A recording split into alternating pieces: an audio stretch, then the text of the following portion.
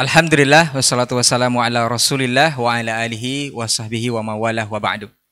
91,1 FM Radio Robani merajut ilmu dan peradaban generasi Robani dan pemirsa KMTV dimanapun antum berada. Alhamdulillah bersyukur kita kepada Allah Subhanahu wa taala. Salawat dan salam kepada Rasulullah sallallahu alaihi wasallam. Alhamdulillah untuk kesempatan pagi hari ini kita kembali dimudahkan untuk berjumpa di program rutin kita yaitu Diktat, Dialog Keilmuan Islam bersama Ustadz. Dan untuk kesempatan hari ini kita sudah memasuki episode ke-47. Alhamdulillah kita mengambil sebuah tema yang kita beri judul yaitu Habis Gelap Terbitlah Terang. Ini seperti apa dan bagaimana? Apakah ini benar-benar cahaya Islam itu sudah tertutup atau masih belum terlalu terang atau belum dinyalakan sempurna mungkin? Nanti akan dibahas oleh ketiga narasumber kita yang sudah hadir di studio untuk kesempatan pagi hari ini. Untuk tidak memperpanjang mukadimah, kita sapa dulu beliau yang sudah hadir di studio. Untuk pertama ada guru kita Ustaz Dr. Dasman Yahya Ma'ali LCM Hafizahullah Ta'ala. Assalamualaikum Ustaz. Sehat Ustaz ya? Alhamdulillah. Sabal khair Ustaz. Hayakallah Ustaz. Baik, kemudian ada guru kita Ustaz Dr. Hidayatullah Ismail LCM Hafizahullah Ta'ala. Assalamualaikum Ustaz. Kabar baik Ustaz? Alhamdulillah. Baik, barakallahu fiik. Kemudian ada guru kita Ustaz Dr. Helmi Basri LCM Hafizahullah Ta'ala. Assalamualaikum Ustaz. Kabar baik Ustaz ya? Sekedar bocoran untuk antum semua yang sudah menunggu, mungkin bukunya segera Insya Allah dalam bulan 8 atau bulan Agustus ya? Baik. Nanti mungkin akan ada juga bedah tentang buku ini di masjid-masjid ataupun di tempat-tempat yang sudah ditentukan insya Allah. Baik, kita masuk ke tema untuk hari ini. Untuk tidak memperpanjang mukadimah, seperti biasa kita akan langsung saja dengarkan pembahasan dari guru kita. Untuk pertama kita minta kesediaan beliau, guru kita Ustaz Dr. Dasman Yahya Ma'ali LCM Hafizahullah Ta'ala. Falyatafadhal mashkur Ustaz. Nah.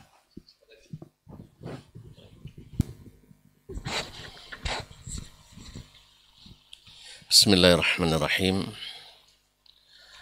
Assalamualaikum warahmatullahi wabarakatuh.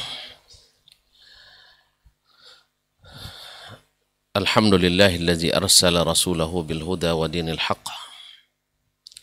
liyudhhirahu ala dini kulli walau karihal musyrikun. Ashhadu an la ilaha illallah wahdahu la syarika lah wa ashhadu anna Muhammadan abduhu wa rasuluh syahadatan yanju bihal mu'minun. Sallallahu ala nabiyyina wa habibina wa sayyidina Muhammad wa ala alihi wa ashabihi ajma'in wattabi'ina lahum bi ihsan ila yaumiddin, amma ba'du. Para asatidzah, para buya, tuan guru yang hadir pada kesempatan yang berbahagia ini di studio KMTV, Fadilatul Dr. Hidayatullah Ismail wa sahib al-fadilah wa sa'adah Fadilatul Dr. Syekh Helmi Basri dan teman kita, sahabat kita selalu Ustaz Rinaldi Amran yang senantiasa setia membersamai kegiatan ini, dan para ikhwah di studio yang telah memperancar kegiatan ini. Alhamdulillah, kembali Allah mempertemukan kita, mudah-mudahan dalam ketaatan dan dalam petunjuk, dan dijauhkan dari segala penyimpangan dan kesesatan. Mari kita bersyukur kepadanya atas segala pemberian nikmat dan karunia-Nya, khususnya nikmat iman dan Islam. Dan selawat kepada Nabi alaihi salatu wassalam yang diutus Allah Subhanahu wa taala di tengah dominasi kegelapan. Gelap bukan karena mentari tak terbit. Jahil bukan karena mereka tidak berpikir.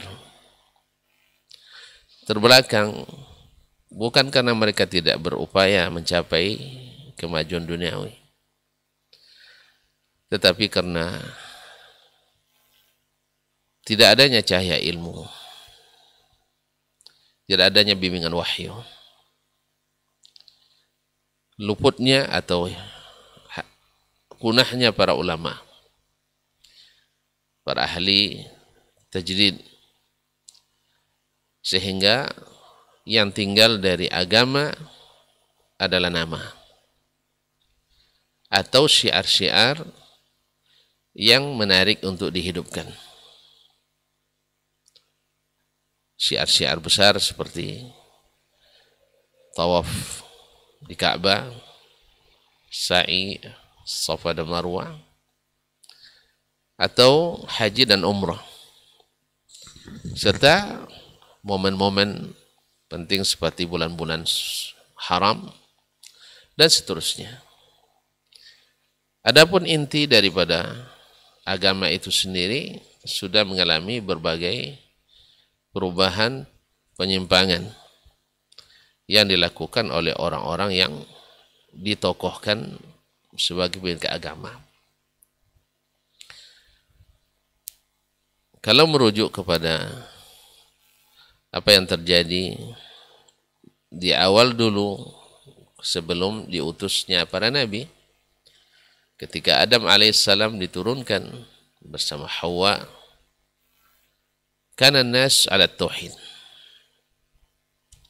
Manusia berada di atas cahaya tauhid. Sampai syaitan ijtalathum, yaitu memutar balik mereka, sehingga dengan kelihayannya syaitan sebagaimana berhasil mengelabui ayahnya anak manusia dan ibundanya umat manusia ini, Adam dan Hawa, yang dulu di surga. Maka mereka pun, anak cucunya juga dikelabui oleh syaitan ketika berada di permukaan bumi. Akhirnya yang terang menjadi kelam, yang jelas menjadi abu-abu, bahkan gelap sama sekali. Oleh itu disebutlah masa itu dengan masa kegelapan, masa kejahilan, masa kesesatan, masa kezaliman, masa kesempitan hidup, masa seolah-olah akal tidak berfungsi, walaupun mereka untuk semua itu menggunakan akal. Akhirnya kaum muslimin, kaum muslimat, para hadirin wal hadirat dan mustami'in wal mustami'at serta musyahidin wal musyahidan, di masa itulah, di masa kegelapan, disitulah Nabi kita alaihissalatu wassalam diutus untuk menerangi. Maka dialog kita pagi ini akan dibagi dalam tiga bagian atau 3 sesi. Saya manggil yang bagian yang gelapnya. Mungkin Dr. Hidayatullah akan membahas di waktu terangnya. Ustaz Helmi ketika mulai lampu hidup mati. Dan kita khawatir jangan sampai kembali gelap meliputi. Oleh sebab itu, itulah tujuan kita berdakwah. Mudah-mudahan benar-benar membawa cahaya. Kaum muslimin, kaum muslimat dirahmati Allah, Abu Raja Al-Utaridi menceritakan bagaimana orang-orang dahulu menghinakan dirinya tanpa sadar, padahal mereka orang-orang yang cerdas, orang-orang yang hebat, orang-orang yang mengukir sejarah, cuman masalahnya gelap. Abu Jahal, Abu Lahab, dan abu-abu lainnya. Abu Raja Al-Utaridi menceritakan ketika di masa jahiliyah, hadis Sahih Bukhari, kami bila turun di suatu tempat, di suatu lembah, kami mencari batu, cari 4, 3 untuk tungku, 1 untuk disembah. Subhanallah, 3 untuk jadi tungku masak, 1 untuk disembah. Waktu itu mereka tidak menyadari. Sama sekali tidak menyadari. Baru sadar kenapa cahaya Islam itu datang.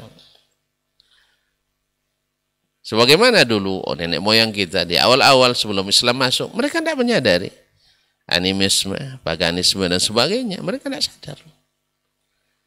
Nah, bila tidak ditemukan batu, mereka mengumpul setumpuk pasir atau tanah, lalu diperahkan di atasnya susu kambing.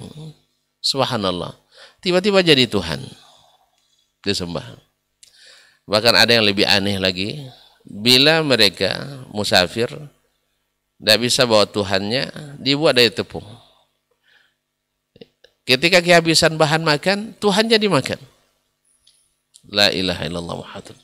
Nah, siapa yang mengalami ini terasa betul bagaimana nikmatnya cahaya yang terang itu. Oleh itu kaum muslimin, kaum muslimat dirahmati Allah, karena tidak memfungsikan ilmu atau tidak ada ilmu sama sekali atau akal tidak berfungsi secara benar, akhirnya mereka seperti orang yang tidak memiliki akal sama sekali. Produk-produk dari akal mereka semuanya produk jahiliyah. Akidah yang dilahirkan jahiliyah. Ibadah yang dibuat jahiliyah. Sampai bicara muamalah sosial, interaksi sosial antara mereka dibangun di atas jahiliyah. Ma'asyiral kiram dirahmati Allah SWT. Ini membuat kita semakin bersyukur atas nikmat dan cahaya yang Allah kirim ini. Para ulama menuliskan atau para perawi meriwayatkan apa ciri atau tanda-tanda malamih at-tafkir di kalangan orang jahiliyah. Bagaimana mereka dalam sampai tenggelam atau jerumus kepada kegelapan tersebut. Yang pertama, mereka tidak memfungsikan panca inderanya dengan baik. Sudah jelas di depannya keliru, tapi karena syubhat mereka tetap bertahan di situ. Oleh sebab itu Allah ceritakan tentang orang-orang yang masuk neraka di kalangan kafirin seperti dalam surah Al-Mulk ayat 10.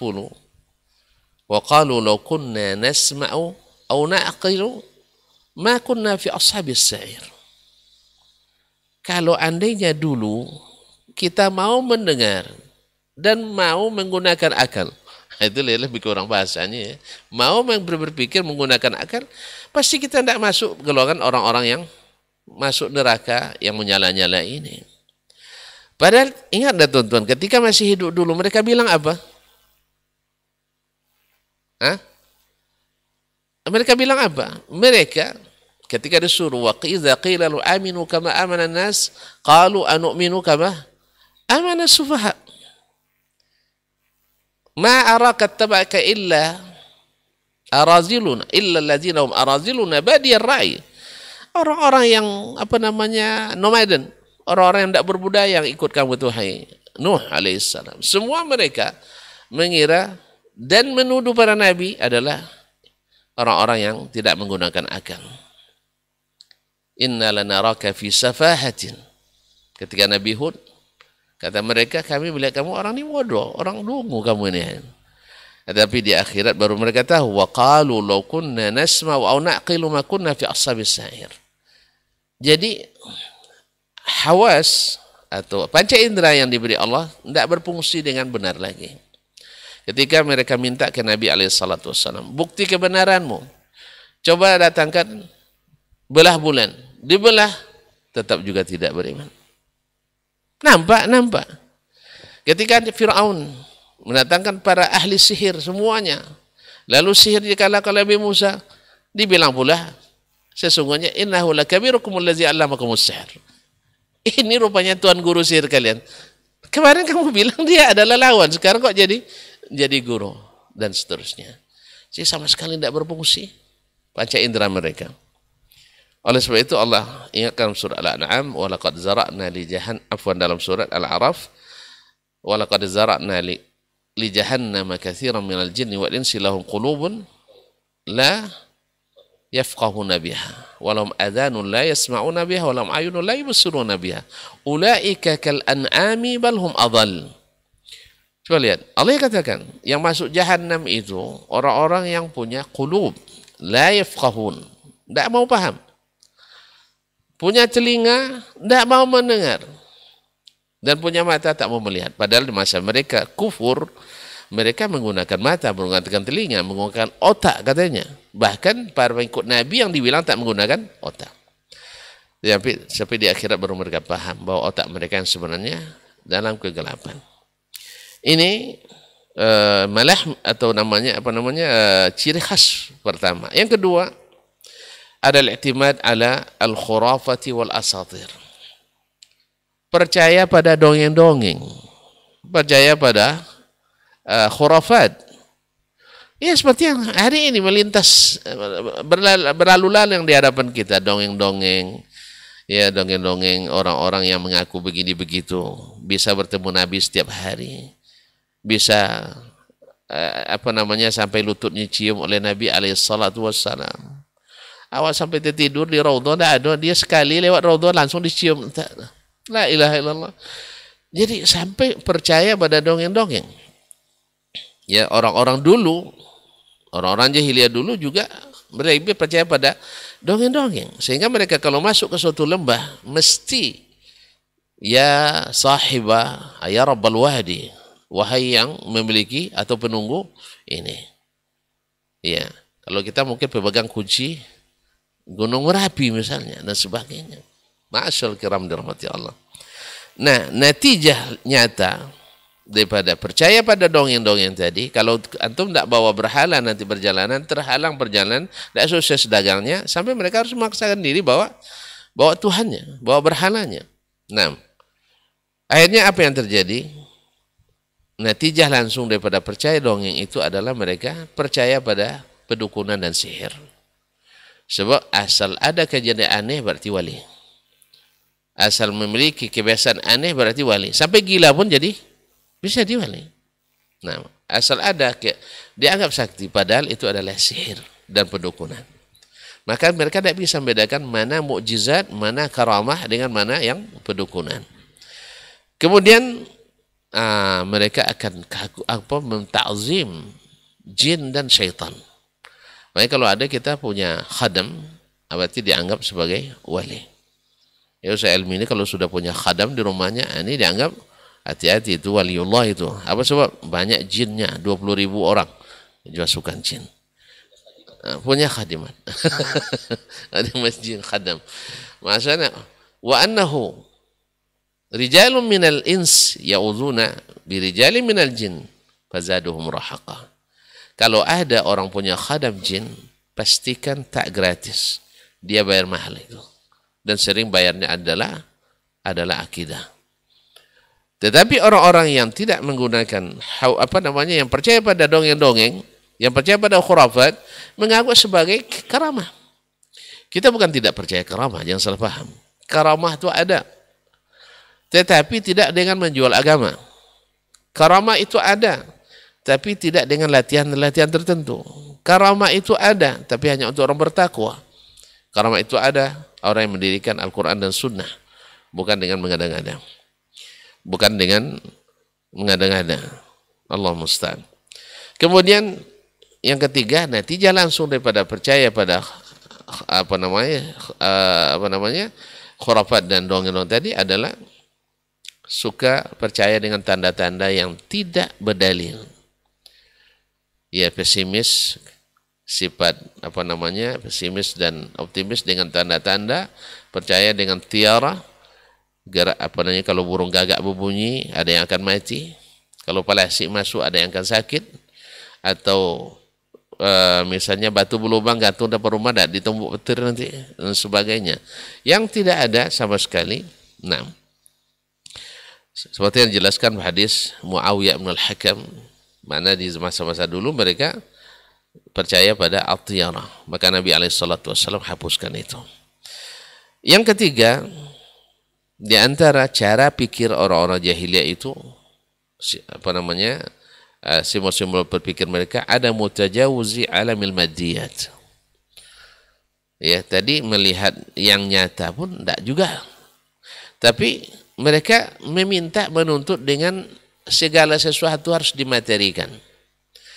Harus disamakan dengan materi. Kalau tidak, mereka tidak terima. Akhirnya semuanya harus berdasarkan itu. Seperti Allah sebutkan dalam surat Al-Isra, wa qalu lan nu'mina laka hatta tufajjira lana minal ardi yanbu'a. Kami tidak akan beriman kepadamu sampai kau terbitkan air dari bumi ini. Subhanallah. Padahal kalau sudah diberikan, mereka juga tidak akan beriman. Lan nu'mina laka hatta narallaha jahra. Kami tak beriman padamu sampai melihat Allah secara terang-terangan. Kami tidak akan beriman dengan Allah sampai kami bandingkan dengan makhluk dulu. Nasallallahu alaihi wasallam. Kaum muslimin, kaum muslimat dirahmati Allah SWT. Jadi harus selalu dianalogikan dengan hal-hal yang bersifat materi. Yang keempat, di antara tonggak pemikiran orang-orang jahiliyah, rafdud dalail adh-dhahira bisabab taqlidil a'ma. Menolak seluruh bukti yang jelas. Karena apa? Karena taklid buta. Nah, antum bawa segudang dalil nanti. Tapi karena lebih yakin dan taklid, maka mereka akan menolak itu. Sampai-sampai mereka protes kepada Allah. Laula nuzzila hadzal Qur'an ala rajulin minal qaryataini azim. Kenapa Al-Quran turun pada Muhammad? Harusnya turunnya pada pembesar dari dua negeri ini, Makkah dan Taif. Mereka ingin mengatur Allah. Jadi tidak pas kalau turun kepada Nabi Sallallahu Alaihi Wasallam. Walaupun mereka sudah nampak sendiri bahwa Nabi yang diutus Allah Subhanahu Wa Taala. Apa sebab? Karena ada taklid buta. Akhirnya taklid buta ini menyebabkan satu, ta'zimu ta'atil aba' wal ajdan. Lebih menghormati dan meninggikan ketaatan kepada nenek moyang. Nah, ini yang kadang-kadang dengan bahasa sekarang harus menyesuaikan dengan kultur di mana kita berada. Kalau sampai-sampai ada, tidak sedikit ada yang dai mengatakan, kalau ada nanti dai yang ingin merubah kebiasaan yang ada di masyarakat, maka jangan diterima, ini berbahaya. Subhanallah. Walaupun yang diamalkan itu tidak berdalil, atau bahkan lebih lagi bertentangan dengan dalil. Apa sebab? Karena menta'zim, taklid buta kepada para atau kepada nenek moyang dan pendahulu. Yang kedua adalah taklidul ulama wal ubbad. Kalau kita sebutkan qala Rasulullah SAW, tidak mungkin imam ini tidak paham hadis ini. Terus di mana dia sebutkan dia paham hadis ini? Tidak disebutkan, tapi yang jelas tidak mungkin dia tidak paham. Anda siapa? Sehingga akhirnya tidak mau sedikit pun berubah dari kenyataan yang benar, yang jelas-jelas keliru dan salah. Alasannya apa? Karena buya itu, karena syekh itu, karena ulama ini dan itu. Akhirnya mereka taklid buta pada mereka. Yang ketiga adalah taklid buta kepada para pemimpin, para penguasa, dan para tokoh. Dan ini juga yang membuat mereka tidak mau menerima apa yang dibawa oleh Nabi SAW. Yauma nuqallibu wujuhahum fin nari yaqulun ya laitana ata'na Allah wa ata'na ar-rasulah. Ya, pada hari dicampakkan mereka dalam neraka Jahannam, mereka berkata, andainya kami taat pada Allah dan Rasul. Kalau taat pada Allah dan Rasul tentu Al-Quran dan Sunnah. Tapi kalau taat pada syekh tentu fatwanya. Taat pada buya tentu amalannya. Taat kepada akal tentu pemikirannya. Nah, taklid buta inilah yang menghambat atau menjadi ciri khas cara berpikirnya orang-orang jahiliyah dulu. Mohon maaf tidak bisa dipanjang-panjangkan. Yang keempat, ittiba'ul hawa. Sebenarnya sama dengan tadi. Dan jelas nyata, tapi hawa tidak mengizinkan. Akhirnya mereka lebih mengedepankan hawa. Dan ini terjadi seperti Heraklius. Dia ada paham Nabi SAW benar, tapi hawa menghalanginya untuk masuk Islam. Afara'aita man ittakhadha ilahahu hawa. Kemudian Al-Walid bin Mughirah juga sudah mendengar langsung ayat Al-Quran bacakan Nabi, dah paham itu benar, tapi hawa dan seterusnya. Keenam adalah ittiba'udz dzan. Ini Al-Quran, hadis jelas, tetapi mereka lebih mengedepankan zunun. Seperti tadi. Tidak mungkin, tidak mungkin. Apa dalilnya? Enggak ada. Menurutnya tidak mungkin. Tapi Nabi bilang ada. Allah bilang iya. Tapi antum bilang tidak mungkin. Di mana letaknya? Ini yakin dari Allah SWT. Ya, kalau contoh konkretnya yang sering jadi perdebatan hari ini Ustaz ya, Nabi SAW pernah ke atas. Kemudian Jibril bawa berita turun dari atas, mengatakan Allah itu di atas. Lalu antum menolak dengan perkiraan-perkiraan manusia yang tak pernah naik ke atas dan tak ada mendapat berita yang dari atas.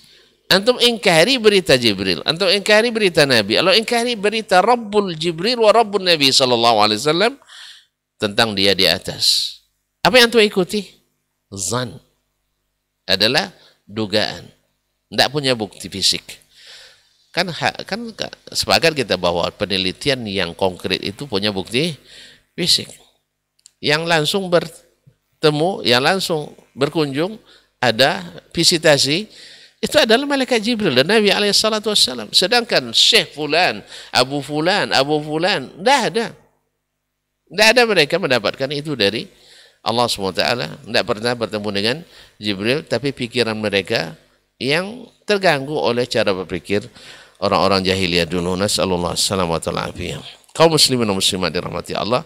Hanya orang-orang musyrikin akibat daripada cara berpikir yang keliru dan gelap tadi, berjalan di kegelapan itu, hanya mereka punya sifat al-mujadalah bil batil.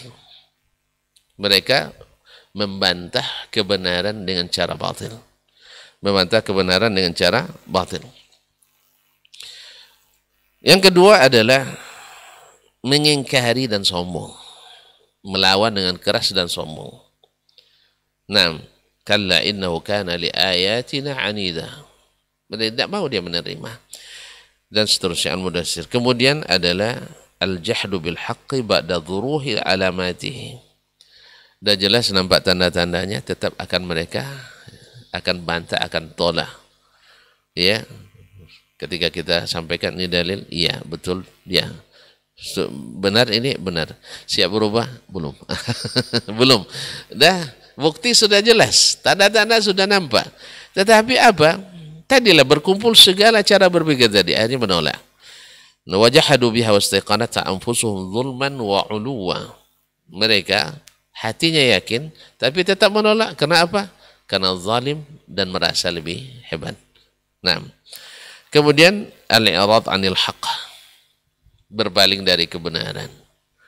Ini banyak sebabnya. Bisa sebab syahwat duniawi, mengkhawatirkan kedudukan yang tinggi, akan jatuh dari posisi dan sebagainya. Kemudian akhirnya kadang-kadang sampai al-luju' ila sukhri wal istiza, sampai memperolok-olok ahlil haqq yang dulu dialami oleh para nabi. Nabi kita Muhammad SAW diperolok-olok, direndahkan oleh mereka, seperti yang kita banyak baca dalam sejarah dakwah Nabi SAW. Dan yang sering pula adalah istikhdamul quwwah, menggunakan kekuatan dan supremasi dan kekuasaan, yang akhirnya kadang-kadang memperkarakan para nabi dan para dai. Sekarang juga ada. Ketika kita membaca misalnya kitab Tazkiratus Sami' wal Mutakallim, ini kan pengarangnya dulu termasuk yang menghukum Ibnu Taimiyah masuk penjara. Dikiranya kita semua yang bertentangan dengan Ibnu Taimiyah lalu kita hapus dalam kamus ilmu. Ini akibat apa? Cara berpikir yang tidak sehat tadi. Kita ilmu itu diambil dari manapun, walaupun bermusuhan dengan guru kita. Misalnya, kan kita bukan menyandarkan ilmu hanya pada Syekhul Islam Ibnu Taimiyah. Nah, Syekhul Islam Ibnu Taimiyah imam, tanpa kita ragukan. Tetapi tidak semata-mata karena dia yang mengatakan. Kita mengikutinya karena dia mengikuti Allah dan Nabi SAW. Bila beliau keliru, maka kita tidak akan membela mati-matian, tidak seperti ahli at-taqlid. Mereka walaupun jelas salah tapi akan membela mati-matian. Kemudian berusaha pula untuk mentashhir para nabi, ya, dengan sebutan-sebutan yang tidak benar. Ya, misalnya menuduh para nabi untuk mencari kekuasaan. Kalau menuduh para ustadz untuk mencari pendapatan dan sebagainya. Berbagai isu yang tidak benar dilekatkan kepada para penyuruh kebenaran. Mudah-mudahan zaman gelap ini dengan datangnya dakwah Nabi SAW dilanjutkan oleh Al-Khulafa Ar-Rasyidin menjadi terang, dan masa terangnya kita minta atau kita dengarkan dari Fadilatul Syekh Hidayatullah Ismail, bagaimana nikmatnya para sahabat dulu ketika berjalan di jalan yang terang, di cahaya Al-Quran dan Sunnah Nabi SAW. Demikian, terima kasih dan mohon maaf. Wallahu ta'ala alam wa sallallahu ala nabiyina Muhammadin wasallam. Wassalamualaikum warahmatullahi wabarakatuh. Waalaikumsalam warahmatullahi wabarakatuh. Baik, jazakallah khairan Ustaz untuk penjabaran pertamanya. Kita akan lanjut dengarkan bagaimana masa terang setelah datangnya Rasulullah SAW dari guru kita Ustaz Dr. Hidayatullah Ismail LCMA hafizahullah taala. Falyatafaddal mashkur Ustaz. Bismillahirrahmanirrahim. Assalamualaikum warahmatullahi wabarakatuh. Alhamdulillah wassalatu wassalamu ala Rasulillah wa ala alihi wa sahbihi wa mawalah wa la hawla wa la quwwata illa billah. Amma ba'd, yang sama-sama kita muliakan guru kita Dr. Dasman Yahya Ma'ali LCMA dan guru kita Dr. Hilmi Basri LCMA. Semoga Allah Subhanahu wa taala senantiasa memberikan kesehatan kepada mereka berdua dan Allah berikan keberkahan dalam ilmu dan keluarga mereka dan keturunan mereka. Ikhwah sekalian, saudara Rai, seluruh tim yang berada di studio, saudara-saudari kaum muslim dan muslimat dimanapun berada, alhamdulillah, segala puji bagi Allah Subhanahu wa taala atas nikmat yang sangat luar biasa yang Allah berikan kepada kita.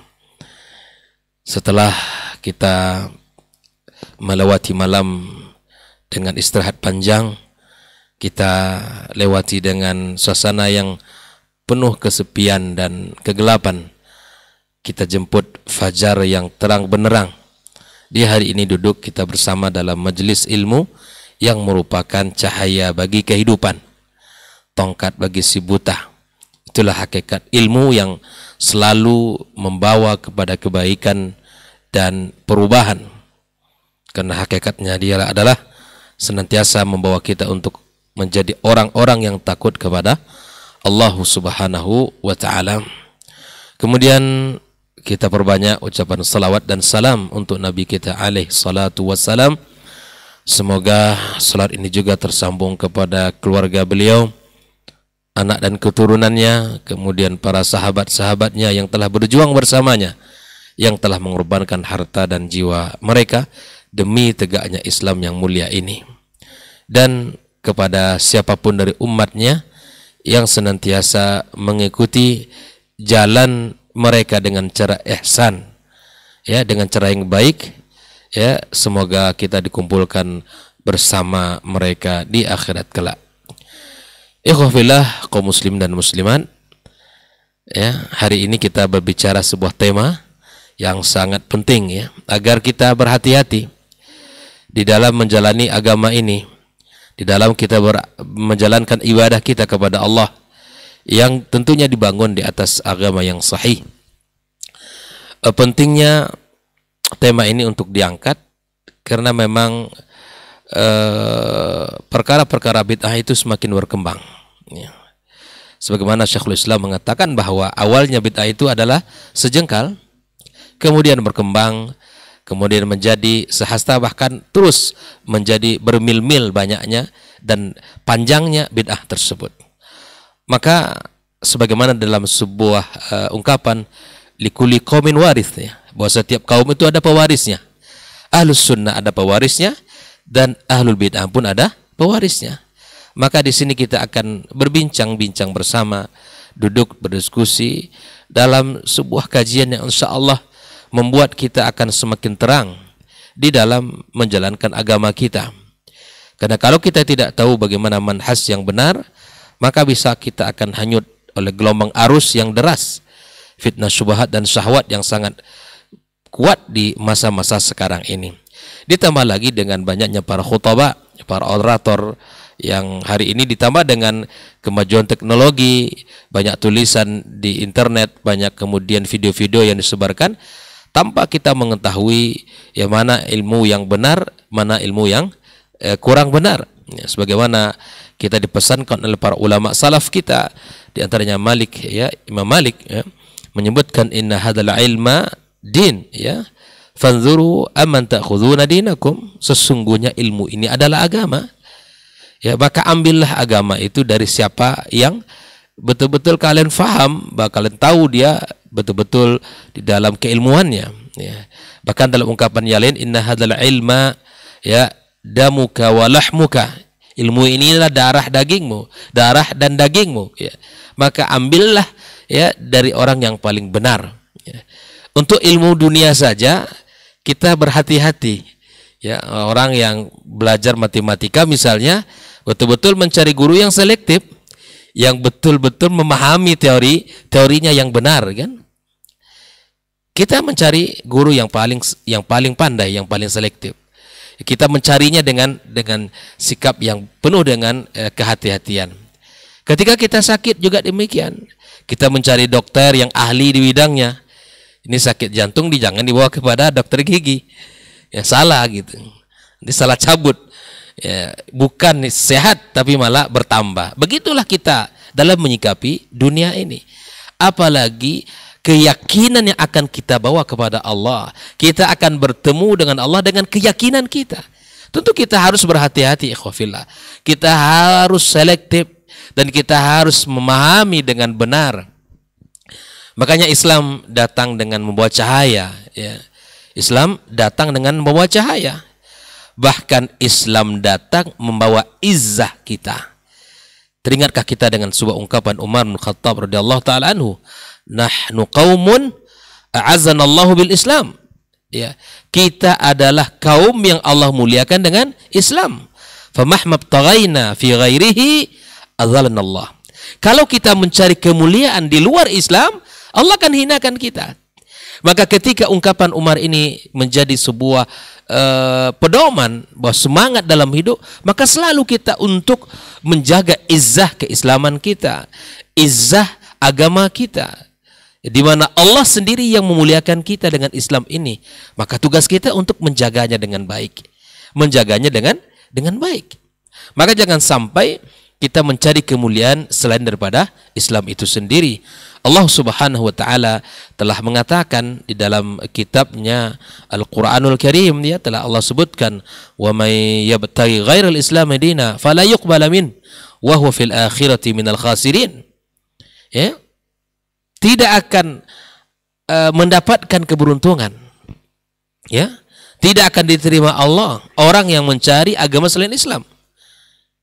Tidak akan pernah mendapatkan keberuntungan. Inna dina indallahil Islam. Ya. Sesungguhnya agama yang ada di sisi Allah adalah Islam. Dan Allah telah sempurnakan agama yang mulia ini. Sebagaimana firman-Nya, al-yauma akmaltu lakum dinakum wa atmamtu alaikum ni'mati wa raditu lakumul Islam dina. Allah telah sempurnakan agama ini. Allah tutup agama ini dengan kesempurnaan.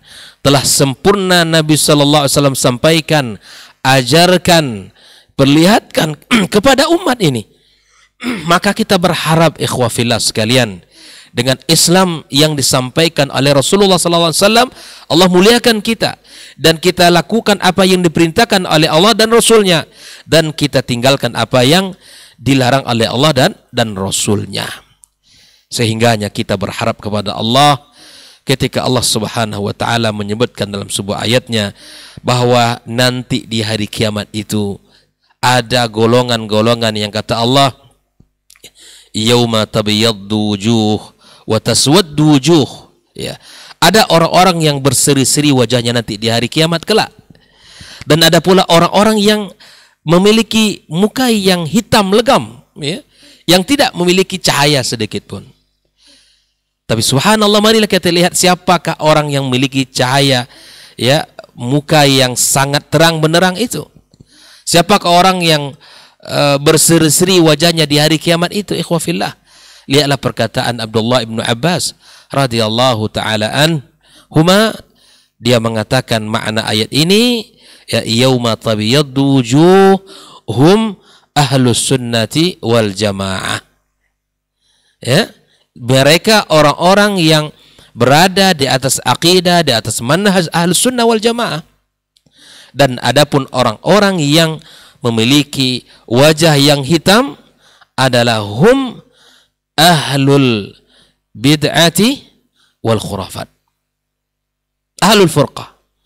Mereka orang-orang yang para pelaku bid'ah yang selalu menghadirkan perpecahan di tengah-tengah umat ini. Mereka lah, ya subhanallah, mari kita berusaha menjaga Islam yang Allah pilihkan untuk kita, dan harapan kita bisa menjadi orang-orang yang disebutkan oleh Allah dalam ayat surah Ali Imran ini, orang-orang nanti di hari kiamat kelak mereka orang-orang yang berseri-seri wajahnya.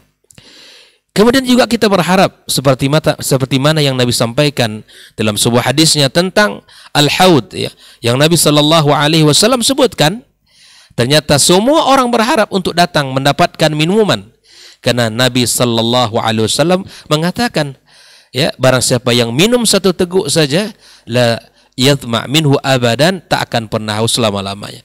Tentunya hari yang sangat dahsyat itu, hari yang sangat menegangkan itu, hari yang sangat haus itu butuh air, dan tidak ada kecuali air tempat yang bisa kita minum dari haudin Nabi Sallallahu Alaihi Wasallam.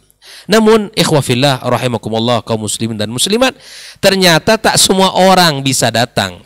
Tak semua orang bisa dapat, kan begitu. Tidak semua orang, ya, yang datang bisa meminumnya. Bahkan Nabi SAW telah memanggil mereka ini, orang-orang yang dipanggil Nabi, ya silakan, ya ummati ummati. Tapi ternyata ada suara yang mengatakan, yang menolak mereka, mereka bukan umatmu. Sampailah dikatakan kepada Rasulullah SAW, ya fa innaka la tadri ma ahdathu ba'dak. Wahai Muhammad, engkau tidak tahu apa yang mereka ada-adakan setelah engkau meninggal dunia. Fasuhkan kata Nabi. Celaka dan celaka. Siapa? Orang yang mengganti agamanya setelah Nabi SAW sempurnakan. Bayangkan. Maka dalam rangka inilah kita duduk berbincang-bincang, sehingga kita senantiasa berada di atas cahaya, ya, di atas iman, di atas manhaj yang benar, di atas akidah yang sahih. Maka bagaimana para ulama di dalam mengambil sumber agama mereka itu? Maka tentu adalah 4 poin penting. Yang pertama adalah Ahlus Sunnati wal Jamaah, mereka mengambil agama dari 4 sumber. Yang pertama Al-Quranul Karim, adalah firman Allah Tabaraka wa Ta'ala. Yang kedua adalah hadis-hadis Rasulullah Sallallahu Alaihi Wasallam. Dan yang ketiga adalah ijma'. Dan yang keempat adalah qiyas, walaupun qiyas fihi khilaf bainal ulama, namun tentu qiyas yang sesuai dengan syaratnya maka diterima. Dan inilah sumber al-muttafaq di dalam masadir al-Islam. Lalu kemudian yang 4 ini terfokus kepada 3. Yang 4 ini, ya, karena masing-masing nanti kaum juga bersumber kepada yang 4 ini. Ya. Kaum ahwa, kaum ahlul bid'ah juga mengatakan 4 ini sumbernya, gitu kan? Tapi Ahlus Sunnati wal Jamaah memfokuskan dari 4 sumber ini kepada 3 bagian penting. Inilah kesimpulan secara umum ketika kita ingin selamat dengan agama kita yang mulia ini, dengan pemahaman yang benar, dengan manhaj yang benar, maka yang pertama adalah mentakzim, mengagungkan nusus syar'iyyah. Jadi Ahlus Sunnati wal Jamaah ketika mereka meyakini Al-Quran dan Sunnah yang sebagai sumber yang kokoh di dalam kehidupan ini, sebagaimana Rasulullah SAW katakan, taraktu syai'aini lan tadillu ba'di, kitabullah wa sunnati. Ya kan? Aku tinggalkan, ya, 2 perkara, ya, dan kalian tidak akan pernah sesat kalau kalian berpegang teguh dengan kedua itu, kitabullah wa sunnati. Nah, namun ketika kita berinteraksi dengan Al-Quranul Karim, dengan hadis Nabi Sallallahu Alaihi Wasallam, maka mesti ada yang perlu kita dudukkan. Di antara ciri-ciri daripada Ahlus Sunnati wal Jamaah adalah mengagungkan nusus syar'iyyah. Mereka memuliakan, mengagungkan nas-nas syar'i. Ya, itu di atas segala-galanya. Di atas segala-galanya. Dan inilah yang kita pahami dari akidah as-salafus salih. Mereka ketika berbicara tentang agama, tentang akidah, tidak ada sedikit pun melainkan diambil dari maqalallah wa qala Rasulullah SAW. Dari zaman dahulu sampai zaman khalaf, sampai sekarang ini. Ketika mereka berbicara tentang akidah misalnya, maka tidak ada sumber melainkan Al-Quran dan Sunnah. Tidak ada mereka mengatakan qala ilan wa qala fulan, tapi sumber akidah mereka itu ikhwafillah adalah maqala Allah wa qala Rasul SAW. Dan hal ini bukan hanya sekedar teori, tapi terbukti dalam karya-karya mereka, di dalam karya-karya mereka tentang akidah. Misalnya Al-Hafidh Abdul Ghani Al-Maqdisi wafat 600, ya, beliau dalam kitabnya Al-Iqtisadu fil I'tiqad, itu bagaimana cara beliau dalam menuliskan akidah ini. Ayat Al-Quran, hadis Nabi SAW, dan penukilan daripada perkataan as-salafus salih. Itu saja. Jadi nggak ribet. Kalau kita memakai sumber yang orisinil, mudah dan tidak ribet. Karena nggak perlu takwil panjang dia. Nanti sebenarnya takwil itu ilmiah, itu pakar gitu. Gitu ya. Nggak perlu kita, cukup apa yang Allah katakan dan apa yang Nabi katakan. Kemudian tentunya kita memakai pemahaman para as-salaf, bagaimana mereka memahaminya. Ya? Maka ikhwafillah, apa yang dikatakan oleh para ulama, ya, di dalam pembahasan kitab-kitab akidah mereka, contoh sudah jelas, Allah fis sama. Seperti di kama tafadhal Syekhuna tadi menyebutkan sebuah contoh. Itu kalau betul-betul dia mentakzim nusus syar'iyyah, tidak akan ribet di situ, tidak akan panjang pembicaraan di situ. Allahu qail, dia yang mengatakan fis sama. Kemudian diperkuat oleh Rasul pilihannya Sallallahu Alaihi Wasallam. Lalu kita pilih perkataan siapa? Hah? Lalu kita pilih perkataan siapa? Kalau kita memiliki sifat ta'zim an-nusus syar'iyyah, insyaallah selesai urusannya. Selesai urusan. Maka di sini ikhwafillah, kita kembali bersama-sama dan mari kita fahami apa yang telah dikatakan oleh para ulama kita. Makanya di antara ungkapan para ulama tentang kembalinya kita kepada akidah ini, kepada manhaj ini, di antara ungkapannya adalah kaifa yuramul wusul ila ilmil usul, ya, bighairi ma jaa bihi rasul. Ini kalimat ini luar biasa ini. Bagaimana mungkin kita akan sampai kepada sebuah dasar akidah yang benar tanpa kita mengikuti apa yang dibawa oleh Rasul sallallahu alaihi wasallam. Ya, ma baqa illa an nattabi'. Makanya sebuah ungkapan daripada Syekh Shalih Al-Fauzan hafizallahu taala, wa innamal khalaf at-tayyibu minhum man iktafa athar as-salaf. Orang-orang yang belakang yang baik itu siapa? Kita ini orang-orang belakang sudah. At-tayyib minhum man iktafa athar as-salaf, yang mengikuti jejaknya, manhajnya para as-salaf. Sebagaimana Allah katakan as-sabiqunal awwalun minal muhajirin wal ansar, ya. Orang-orang as-sabiqunal awwalun minal muhajirin wal ansar walladzina tabauhum bi ihsan. Lihat, ittaba'uhum bi ihsan, ittiba' kepada mereka dengan cara apa? Ittiba' dalam ilmu, ittiba' dalam ibadah, ittiba' dalam akidah, dalam manhaj. Itulah yang disebutkan Allah ihsan, itqan. Kita betul-betul mengikuti mereka dengan baik, sesuai dengan apa yang mereka pahami. Itu Allah sebutkan. Kalau kita ingin mengikuti mereka, ya kita ittiba dengan mereka dengan seluruh sendi kehidupan kita beragama. Ilmu kita, ibadah kita, akidah kita, muamalah kita, akhlak kita, semua kita mengikuti mereka. Makanya Abdullah bin Mas'ud radhiyallahu taala anhu, man kana muta'assiyan falyata'assi biman kana qablakum. Mereka para sahabat, para tabi'in dan tabi'in. Kenapa? Karena mereka itu abarul qulub.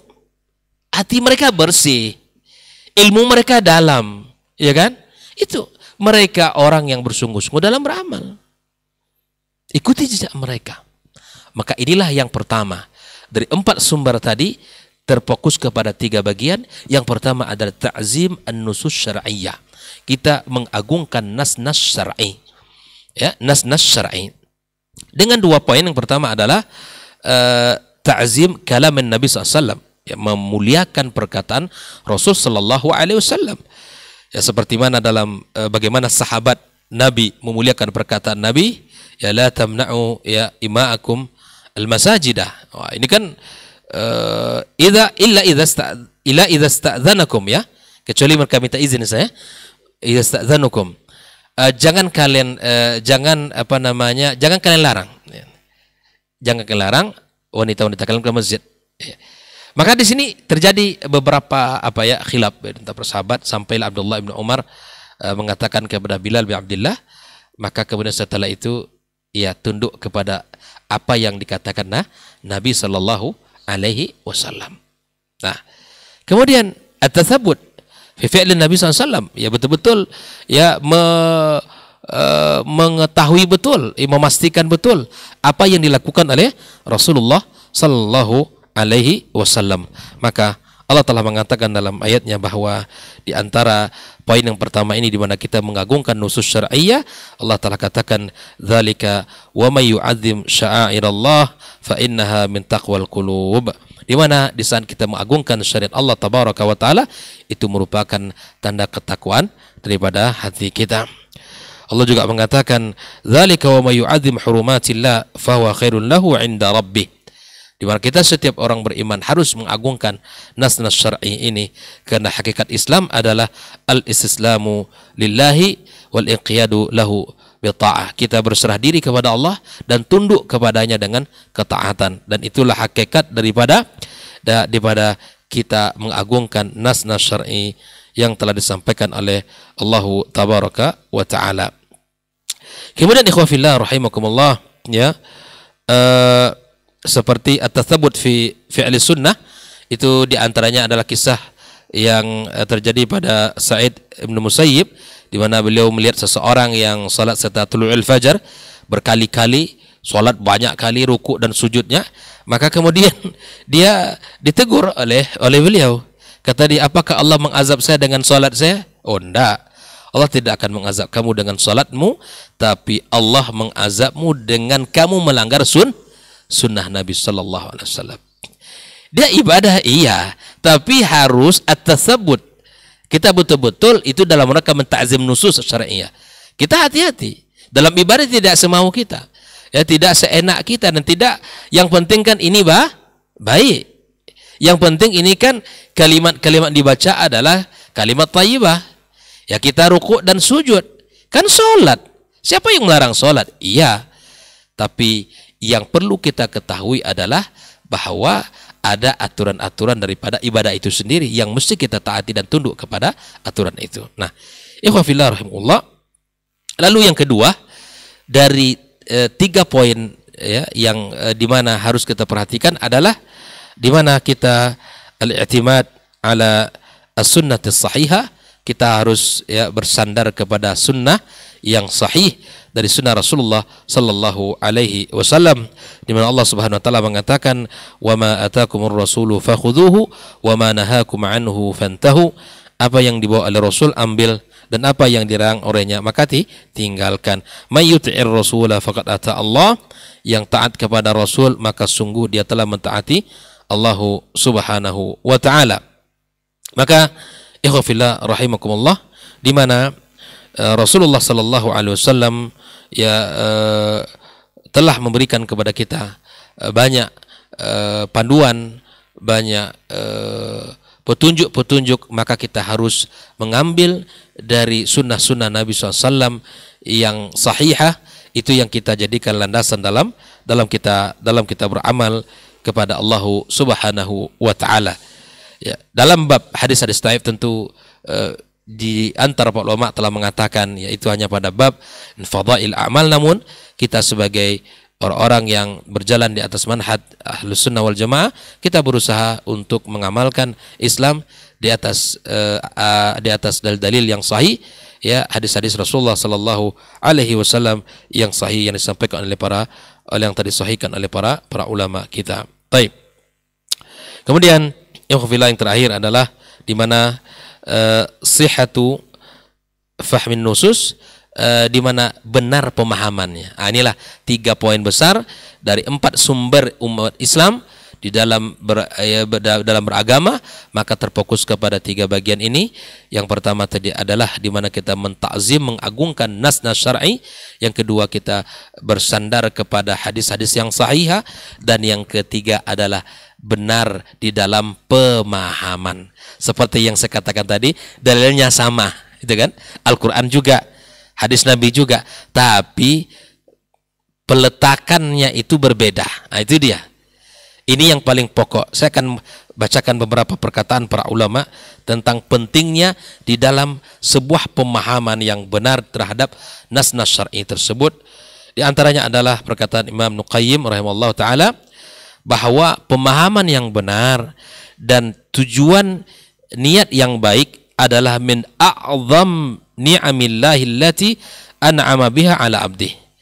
Ya, jadi pemahaman yang benar dengan niat yang baik, ya, itu adalah seagung-agung nikmat yang Allah berikan kepada hambanya, ya. Bal ma'u'tiya 'abdun ata'an ba'dal Islam afdal wa ajal minhuma. Tidak ada pemberian Allah yang lebih afdal, yang lebih mulia setelah Islam daripada pemahaman yang benar.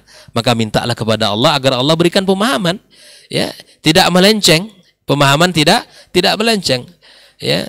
Kita berlindung kepada Allah dari pemahaman yang melenceng, ya. Maka ikhwan fillah rahimakumullah, kita harus berusaha, ya, mencari guru yang benar, yang lurus, sehingga pemahaman kita juga lurus, ya. Kita belajar kepada sumber yang benar dan kepada marji yang benar, sehingga apa yang kita yakini itu benar pula, ya. Ikhwan fillah rahimakumullah,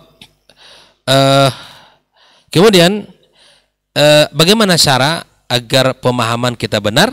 Maka tidak ada jalan melainkan kita melakukan al-i'timad ala manhajis sahabati radhiyallahu taala anhum. Kita bersandar kepada manhajnya para sahabat. Apa yang mereka pahami, kita pahami, dan apa yang mereka yakini, kita yakini, ya. Kemudian di antaranya juga adalah di mana kita harus melakukan ma'rifatul lughatil arabiyyah, kita memahami bahasa Arab. Kemudian juga kita jam'un nusus al-warida fil bab al-wahid, kita kumpulkan satu nas, ya, di dalam satu pembahasan. Kita kumpulkan beberapa nas-nas di dalam sebuah pembahasan sehingga kita memahaminya dengan komprehensif, ya, tidak memahami secara parsial. Kemudian yang terakhir adalah ma'rifatu maqasid tasyri'il islami, memahami dan mengetahui maqasid syariah, ya, dan maqasid dari setiap syariat Islam itu sendiri. Insyaallah dengan 4 poin ini kita akan bisa lurus di dalam pemahaman kita terhadap nas-nas syar'i ini. Semoga kita tetap senantiasa berada di atas cahaya Islam dan iman, ya, dan di atas syariat yang mulia ini, ya. Kita berlindung kepada Allah Subhanahu wa taala agar kita jauh dari pelencengan dan keburukan, penyimpangan, ya.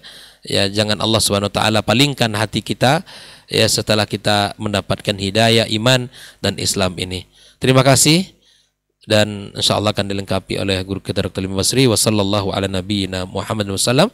Wassalamualaikum warahmatullahi wabarakatuh. Waalaikumsalam warahmatullahi wabarakatuh. Taib, jazakallah khairan Ustaz untuk lanjutan materi kita.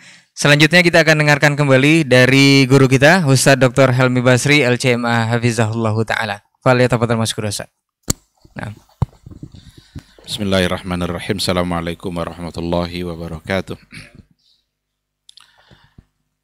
Alhamdulillahi rabbil alamin wal aqibatu lil muttaqin wa la udwana illa 'alal zalimin. Asyhadu an la ilaha illallah wahdahu la syarikalah wa asyhadu anna Muhammadan abduhu wa rasuluh la nabiyya ba'dah. Yang sama-sama kita muliakan guru-guru kita, Dr. Dasman, Dr. Diatullah. Semoga Allah selalu menjaga mereka berdua, Saudara Ray yang setia bersama kita. Semoga selalu sehat dan bersemangat. Jangan pernah bosan. Harus selalu ada, insyaAllah. Ikhwah yang hadir di studio dan para pendengar atau yang menyaksikan acara diktat kita pada pagi hari ini. Tiada kata yang paling pantas untuk kita ucapkan selain daripada bersyukur dan memuji Allah Subhanahu wa ta'ala. Alhamdulillah pada waktu yang penuh berkah ini kita bisa kembali bermajlis, bisa kembali bermudzakarah untuk membicarakan satu tema yang memang ini adalah sangat penting untuk kita bahas. Jangan juga pernah berhenti untuk berselawat dan bersalam kepada Rasulullah Sallallahu Alaihi Wasallam. Allahumma salli ala Muhammad wa ala ali Muhammad. Mudah-mudahan kita adalah orang-orang yang bagian dari umat beliau yang pantas untuk mendapatkan syafaat dari Rasulullah Sallallahu Alaihi Wasallam di hari mahsyar kelak. Dan juga mudah-mudahan kita semua bisa mendapatkan minuman yang akan langsung dituangkan oleh Rasul kita dari telaganya. Ikhwah fillah, rahimani Allah wa iyyakum.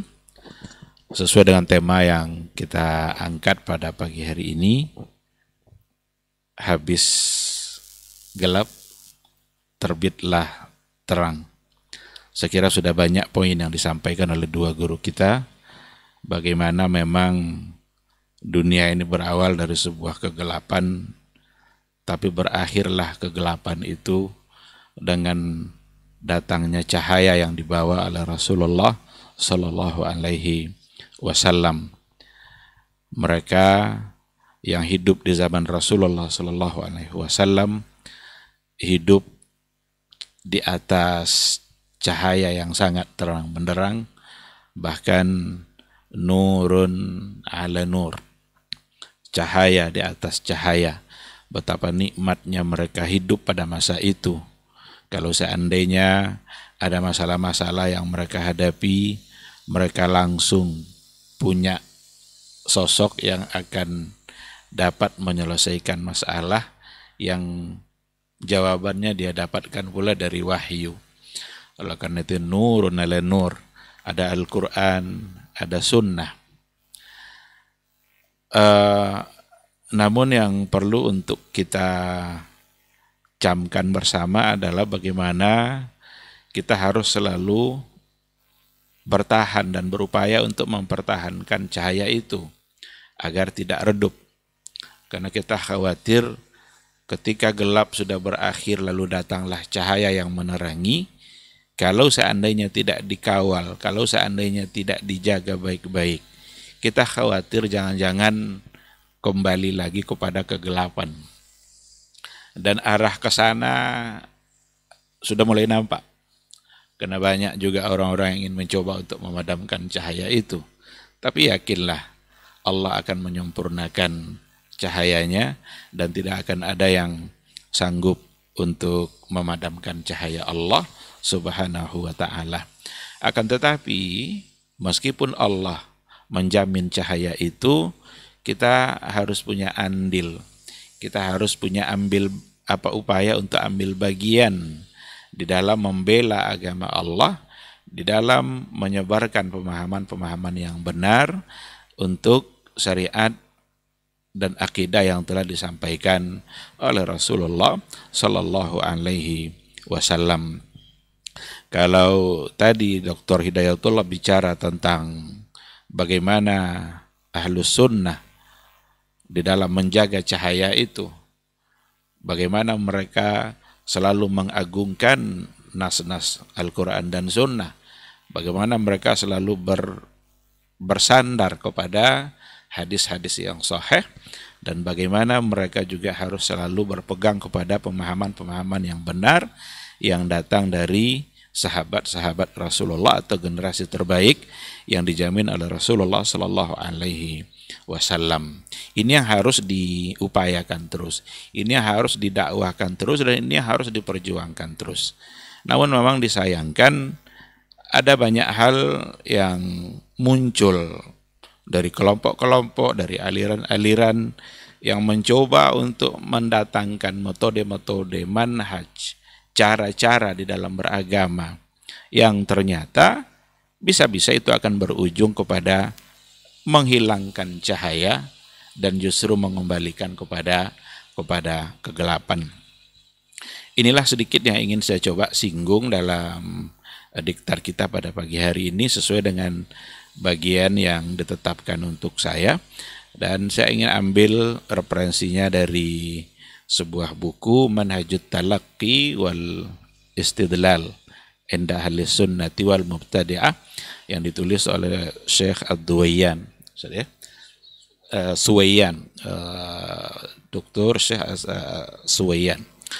Ada beberapa hal pokok yang mendasar yang datang dari berbagai kelompok atau aliran yang memang itu membuat cahaya itu akan redup. Kita akan keluar nanti dari cahaya itu kalau metode itu dipertahankan. Kalau kita tidak ingatkan penyimpangan-penyimpangan itu, niscaya kita akan kembali kepada kegelapan, dan itu sangat berbahaya sekali. Betapa para sahabat berjuang mengorbankan segala-galanya. Generasi terbaik dulu berjuang mengorbankan segala-galanya di dalam menyebarkan cahaya itu.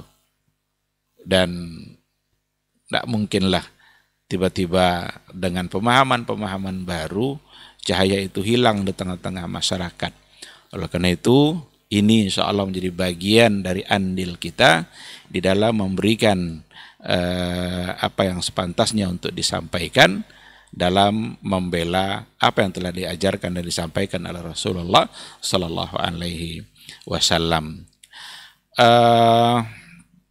Ada istilahnya ahlul ahwa wa ahlul bid'ah.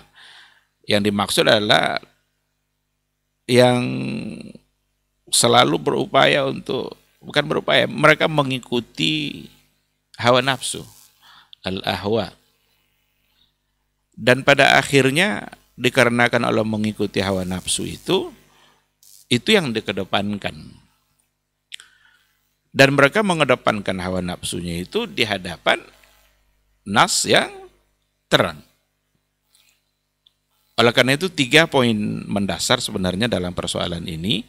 Beberapa metode dari ahlul ahwa wa ahlul bid'ah di dalam talaqi dan istidlal, di dalam berinteraksi dengan nas-nas syariat, baik Al-Quran maupun sunnah. Dan ini bagian dari penyimpangan yang harus diwaspadai. Yang pertama adalah raddu an-nusus syar'iyyah allati tukhalifu ahwa'ahum. Ini kebalikan dari yang disampaikan oleh guru kita tadi.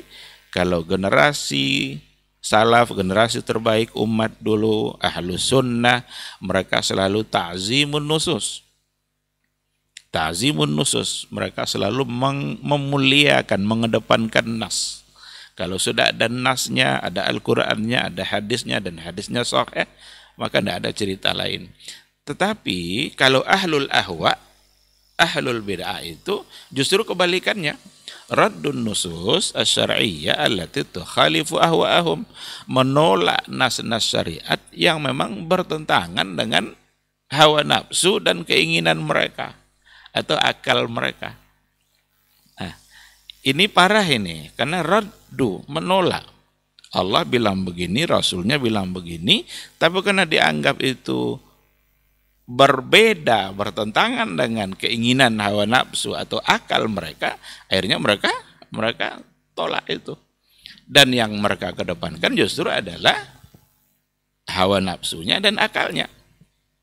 Nah, ini banyak terjadi. ketika bermunculan aliran-aliran kalam itu mungkin memang mereka yang akan pantas untuk kita jadikan contoh. Karena kelompok-kelompok itu yang cenderung dalam menolak. Umpamanya Mu'tazilah. Mu'tazilah itu orang yang sangat terkenal dalam mengedepankan akal mereka, menuhankan akalnya. Bahkan orang-orang liberal hari ini menganggap akal itu adalah Rasul Allah di muka bumi. Jadi orang-orang liberal mengatakan akal itu Rasul Allah di muka bumi. Ketika Allah beri kita akal untuk berpikir, buat apa gunanya kalau bukan digunakan untuk menentukan mana yang baik, mana yang buruk, sehingga mereka mengedepankan baik buruk itu berdasarkan kepada apa yang dipandang baik oleh akal mereka. Ketika akal mereka tidak cenderung menerima, berarti harus ditolak. Seperti orang-orang Mu'tazilah umpamanya. Bahkan untuk mempertahankan akal mereka siap untuk merubah-rubah ayat. Orang-orang Mu'tazilah. Seperti pada ayat wa kallamallahu Musa taklima. Kallamallahu Musa taklima. Allah berbicara langsung dengan Musa. Benar-benar berbicara. Dikarenakan orang-orang Mu'tazilah menolak kalam seperti itu, tidak mungkin lah ini Allah kalam seperti ini nih. Kalau kalam berarti ini lagi-lagi akal mereka yang mencoba untuk menilai. Kalau memang dianggap seperti itu berarti sama dengan makhluk. Untuk membenarkan apa yang ada dalam pikiran mereka, padahal ayatnya kan sudah ada. Ayat ini yang dicobanya untuk dirubah. Dibacanya wa kallamallaha Musa taklima. Dengan merubah Allah itu yang menjadi maf'ulnya, objeknya, Musanya yang menjadi fa'il. Berarti Musanya yang berbicara kepada Allah, bukan Allah yang berbicara. Ini kan keberanian yang luar biasa salahnya. Keberanian yang luar biasa salahnya karena rela untuk merubah-rubah ayat hanya karena apa yang ada di ayat itu dianggap kurang pas, kurang cocok dengan apa yang ada pada akal dan pikiran mereka. Dibawalah oleh tokoh Mu'tazilah itu pembacaan ayat wa kallamallaha Musa tadi kepada ahli qiraat, siapa namanya itu, Al-Farra ya, dibawa ingin dibenarkan qiraatnya itu. Kata ahli qiraat tadi, baik kalaupun kalian ingin membaca seperti itu, tapi bagaimana dengan ayat falamma jaa Musa limiqatina fakallamahu rabbuhu. Fakallamahu rabbuhu. Ini enggak bisa diutak-atik lagi, ini fa'il menjadi maf'ul, maf'ul menjadi fa'il di sini. Fabuhitallazi. Maka terdiamlah orang Mu'tazilah tadi karena apa yang mereka upayakan untuk menolak ternyata ketika dibawa kepada ayat yang lain ternyata menjadi bertentangan.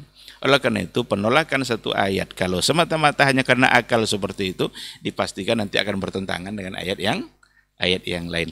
Padahal mustahil pertentangan itu terjadi di dalam Al-Qur'an Al-Karim. Sebagaimana juga tidak mungkin terjadi pertentangan itu antara Al-Qur'an dengan hadis Rasulullah Shallallahu Alaihi Wasallam. Jadi pada poin yang pertama ini raddu an-nusus, cenderung mereka menolak. Orang-orang Syiah mereka punya banyak sekali ayat-ayat yang mereka pokoknya diutak-atik lah. Orang Syiah sendiri menganggap Quran itu yang ada pada kita ini baru sepertiganya, karena menurut orang Syiah itu ayat Al-Quran kira-kira 17.000, lebih kurang 17.000 ayat. Sementara yang ada dalam Al-Quran adalah 6.000 sekian. Itu disampaikan oleh ulama Syiah sendiri dalam kitab Ulama Syiah Yaqulun. Dan mereka tidak bisa bantah itu. Karena walaupun mereka dengan taqiyah itu kan mereka menyembunyikan apa yang ada di hati mereka.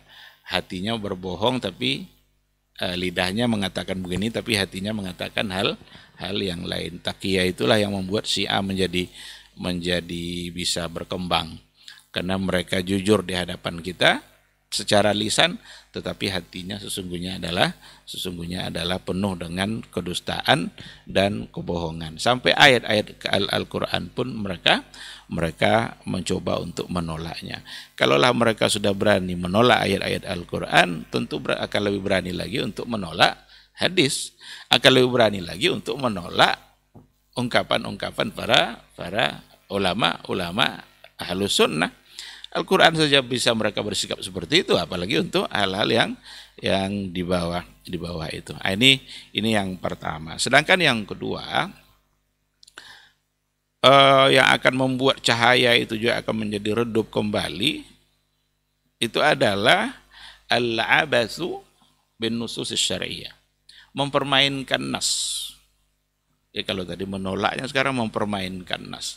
Al-abas itu kan bersikap untuk sesuatu yang mempermainkannya, tidak mengindahkannya. Dan ini juga terjadi, dan banyak terjadi, disebabkan oleh mempermainkan nas tadi itu, mempermainkan dalam memahaminya, mempermainkan dalam menerimanya, pasti akan menimbulkan pemahaman-pemahaman yang berbeda, yang tak pernah datang dari apa yang dipahami dulu oleh Rasul dan para sahabat. Apa contoh al-abas fin nusus itu, mempermainkan nas itu apa contohnya? Seperti takwil. Takwil itu masuk dalam kategori al-abas, mempermainkan. Oh, kami terima apa yang ada pada ayat itu, tapi perlu ditakwilkan. Asal namanya takwil pasti menolak sudah. Karena dia menolak isi yang ada pada ayat itulah, sehingga perlu untuk ditakwilkan. Jadi kalau dianggap tetap menerima tapi perlu takwil, itu enggak.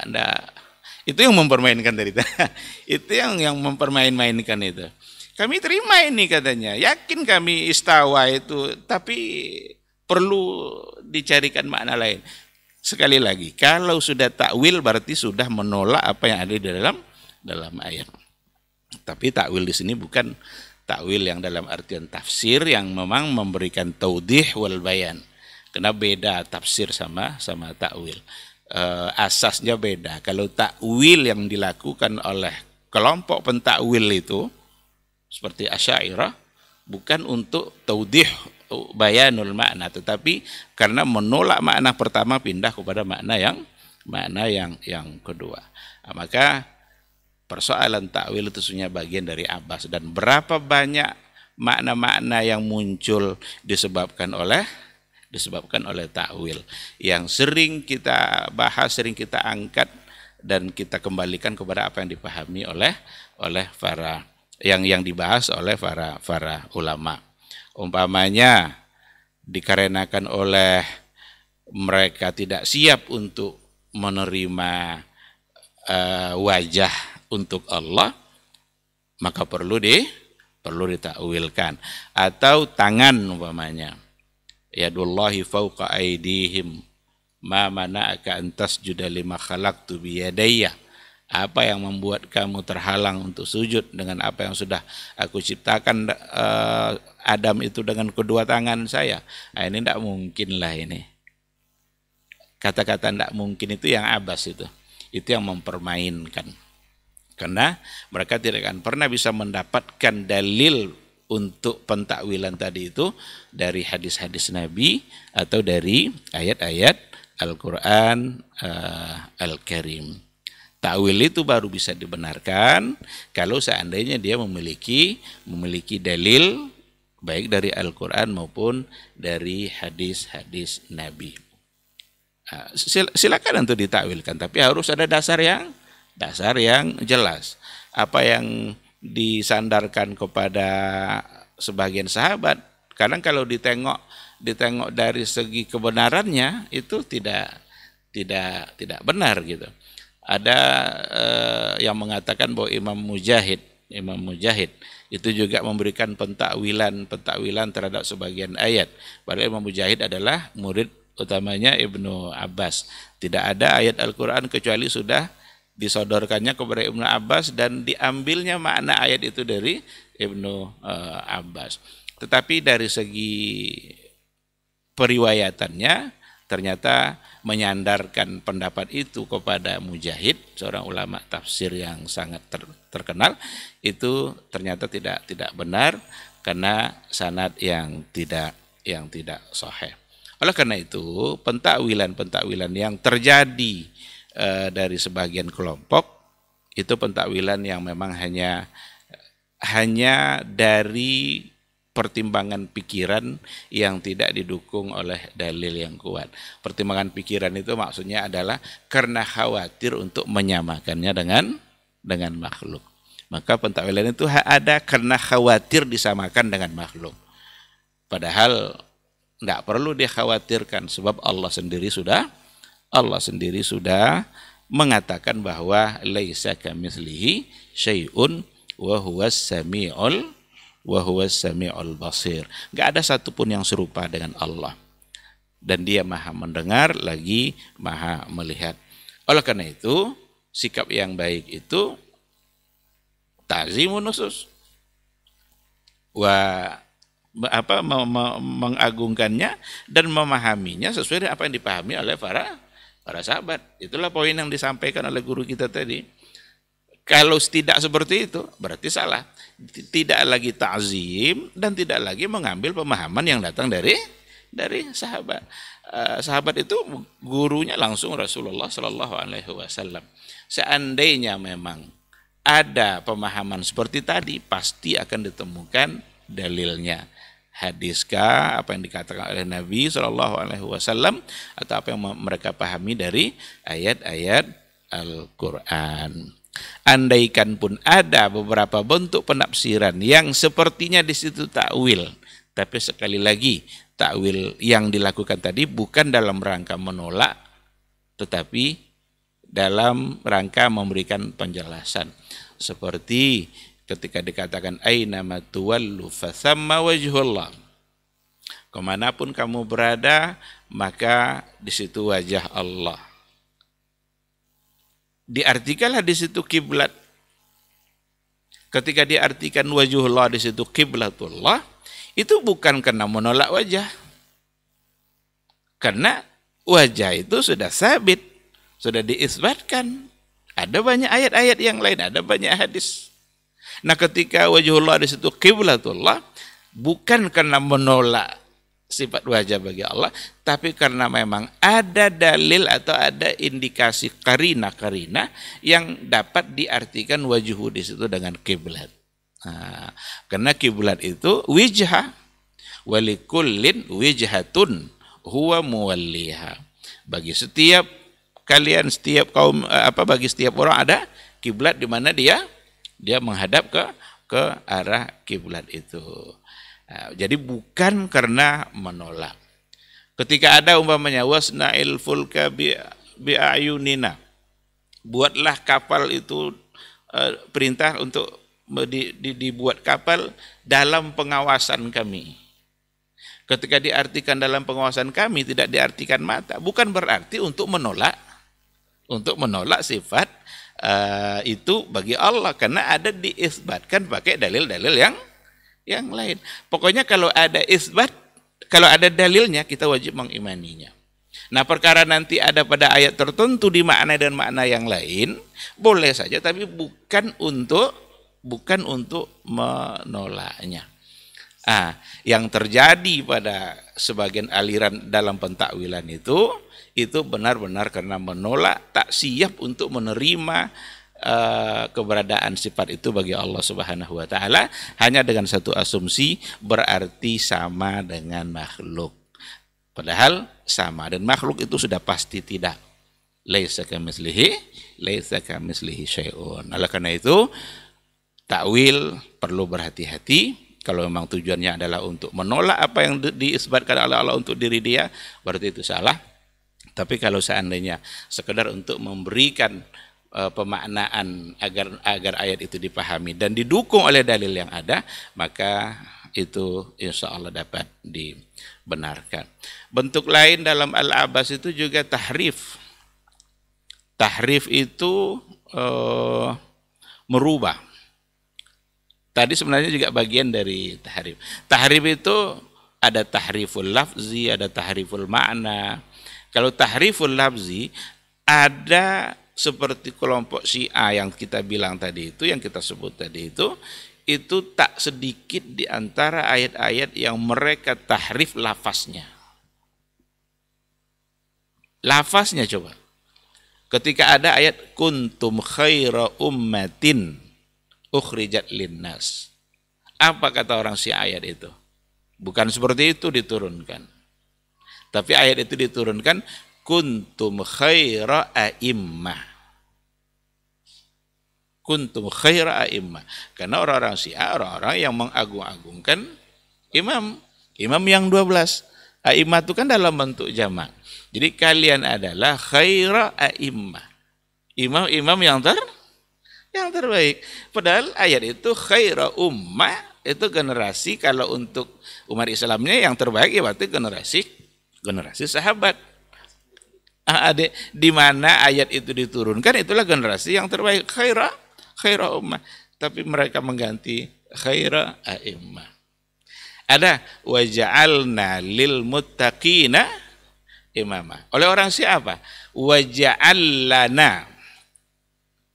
Jadi waja'allana lil muttaqina imamah. Itu orang-orang Syiah. Dan bisa kita baca dalam buku referensi Syiah. Saya sudah menengok catatan-catatan tentang orang Syiah, dan termuat insya Allah dalam buku kita yang akan terbit insya Allah, terkait dengan bagaimana penyimpangan-penyimpangan dalam memahami hadis, yang salah satunya ada pada kelompok Syiah. Dan itu pada tahrif. Jadi ada tahriful lafzi, ada tahriful makna. Kalau tahriful makna itu pentakwilan tadi, itu tahriful makna. Takwil itu berarti tahrif makna. Yang maknanya seharusnya adalah istawa, tidak dirubah kepada makna apapun. Ala wartafa'a, Allah berada di atas aras. Tetapi ada semacam penolakan. Enggak mungkin lah ini. Berarti Allah butuh kepada ditambah-tambah, menambah-nambahan. Ini yang abas, ini yang mau bermain-main itu. Pandai-pandai dalam menilai sebuah ayat. Padahal Nabi tak pernah menyampaikan itu. Nabi hanya ketika mendapatkan ayat itu lalu dia sampaikan kepada para sahabat-sahabatnya. Sahabat pun memahami secara jelas tanpa ada penolakan sedikit pun. Kalau memang ayat itu pantas untuk dikeragui, sahabat akan bertanya. Dan mereka adalah orang-orang yang sangat paham dengan apa yang turun, yang diturunkan dari Al-Quran, ayat-ayat Al-Quran Al-Karim. Jadi tahrif al-ma'na itu selain daripada tahriful lafzi. Orang Syiah sendiri lebih parah dalam tahriful ma'na. Maka kalau dipakailah konsep mereka itu, benar-benar kita akan kembali kepada kegelapan. Hilang cahaya yang tadi itu. Padahal perjuangannya luar biasa generasi terbaik di dalam menyampaikan agama ini kepada masyarakat. Orang-orang Syiah sangat berani dan sangat tidak bisa diterima. Seperti kata Baqarah itu yang ada dalam Al-Quran, innallaha ya'murukum an tazbahu baqarah. Allah menyuruh kamu untuk menyembelih sapi betina. Apa kata orang Syiah? Maknanya ini tahriful makna. Itu artinya adalah Aisyah Ummul Mukminin, istrinya Rasulullah Sallallahu Alaihi Wasallam. Siapa yang bisa menerima makna ini? Orang-orang Syiah mengaku-ngaku sebagai orang yang ahlul bait, cinta kepada ahlul bait, cinta kepada keluarga Rasul. Kalaulah memang mereka cinta kepada keluarga Rasul, bukankah Aisyah Ummul Mukminin adalah istri yang sangat dicintai oleh beliau? Kenapa tidak ikut untuk dicintai? Bukankah itu bagian dari keluarga Nabi? Oleh karena itu omong kosong, kedustaan ketika mereka hanya mencintai Ahlul Bait itu pada 5 orang saja, bukan pada keluarga yang lain. Yang mereka masuk Ahlul Bait itu ternyata hanya Rasul, Ali, Fatimah, Hasan dan Husain. Yang lain apakah bukan bagian dari Ahlul Baitin Nabi? Nah, inilah kedustaan-kedustaan, penyimpangan-penyimpangan yang datang dari kelompok Syiah yang disebabkan oleh tahrifu al-ma'na yang sama sekali tidak dapat untuk dibenarkan dan harus dihapus pemahaman seperti itu. Karena hanya akan merusak agama. Marajal bahraini yaltaqiyan. Itu Bahrain itu Hasan wal Husain. Dia ketemu Hasan dan dan Husain. Kalau ada ayat-ayat celaan nanti, ayat-ayat celaan dalam Al-Qur'an, ancaman-ancaman neraka itu mereka tujukan kepada Abu Bakar, Umar, Utsman, karena bagi mereka itu adalah orang-orang yang perampas kekuasaan. Karena yang harusnya menjadi khalifah setelah Rasul itu adalah Ali, tapi dirampas oleh Abu Bakar. Inilah keyakinan-keyakinan yang sangat salah dan menyimpang yang akan menghilangkan cahaya Islam. Itu jadi ada ta'wil, ada tahrif, kemudian juga ada menolak hadis ahad untuk persoalan akidah. Ini juga bermain-main ini dengan nas. Kalau seandainya hadisnya hadis ahad, maka tidak dapat digunakan sebagai landasan dalam persoalan akidah. Dari mana mereka dapat ini? Apa yang membuat mereka menyebabkan seperti itu? Ya akal mereka. Logikanya seperti apa? Akidah itu kan persoalan pondasi, persoalan iman, asas yang harus kokoh. Dan kokohnya itu nanti diukur dengan qat'i, dalil-dalil yang qat'i. Tidak mungkinlah untuk persoalan akidah digunakan landasan-landasan yang zonni yang masih dapat diperdebatkan. Ini kan logika semua. Dan logika itu yang diikuti. Padahal kalau seandainya kita tengok fakta sejarah, dalam persoalan akidah pun, Nabi hanya mengutus kadang 1 atau 2 orang ke wilayah-wilayah tertentu untuk mendakwahkan keislaman. Bukankah yang pertama kali dakwah mereka ada pada tauhid? Hanya 1 orang, berarti itu adalah zonni. Karena zonni itu batasnya 9. Nah, dibuatlah oleh mereka metode mereka sendiri dalam persoalan akidah tidak bisa digunakan hadis-hadis ahad. Walaupun di kalangan Asy'ariyah sendiri, di antara sesama mereka ada perdebatan sebenarnya, ada sedikit perselisihan, ada yang mengatakan dapat dijadikan hadis ahad itu sebagai dalil untuk akidah, untuk persoalan-persoalan yang memang sama sekali akal tidak bisa. Itu ada yang seperti itu. Tapi secara umum dalam kelompok Mu'tazilah itu memang menolak itu. Seperti yang dikatakan oleh Al-Qadhi Abdul Jabbar, itu secara terang-terangan dia mengatakan bahwa persoalan akidah itu adalah persoalan pondasi yang harus berdasarkan dalil qat'i. Sedangkan hadis ahad itu adalah dalil yang zonni, maka tidak bisa digunakan untuk akidah. Atas dasar itulah mereka juga menolak hadis-hadis yang berkaitan dengan ru'yatullah. Dengan bagaimana melihat Allah di akhirat kelak. Satarawna rabbakum kama tarawnal qamar. Itu ahad. Karena ahad berarti tidak bisa diambil, tidak bisa dipakai dalam penegakan sebuah doktrin akidah. Itu. Padahal untuk menerima sebuah hadis dalam persoalan akidah itu bukan qat'i atau zonninya, bukan ahad atau mutawatirnya, tapi sahihkah atau tidak sahih. Kalaupun mereka menerima makna melihat itu, tapi dirubah lagi penafsirannya. Wujuhun yawma idzin nadhira ila rabbiha nadhira. Itu bukan yanzur kata mereka, tapi yantazir sawabu. Jadi bukan yanzur tapi yantazir. Nah, ini terjadi baik pada Asy'ariyah, baik pada ini. Maka ini yang membawa kepada kegelapan tadi itu. Ini mesti ditinggalkan di pemahaman seperti ini. Oh, ada ulama-ulama besar yang ngomong gitu, Ustaz. Kadang-kadang dinisbatkan juga kepada ulama-ulama besar, cuma tak sepenuhnya mereka meyakini seperti yang mereka yakini hari ini. perlu juga dibaca itu bagaimana mereka memahami makna ayat yang sebenarnya. Jadi bukan yanzur tapi yantazir sawabu. Di akhirat kelak mereka menunggu-nunggu balasan Allah. Padahal itu kan sudah di akhirat, sudah dalam surga lagi kan? Dan itu kenikmatan selain daripada nikmat surga. Sawa apalagi yang mau ditunggu? Dan kata ahli lugha, kata nazar kalau sudah ilal wajhi itu tidak ada makna lain kecuali melihat. An-nazaru ila. Tambah pula al-wajah lagi. Maka maknanya bukan yantazir, tapi itu sudah pasti dalam artian ru'ya, melihat kepada Allah.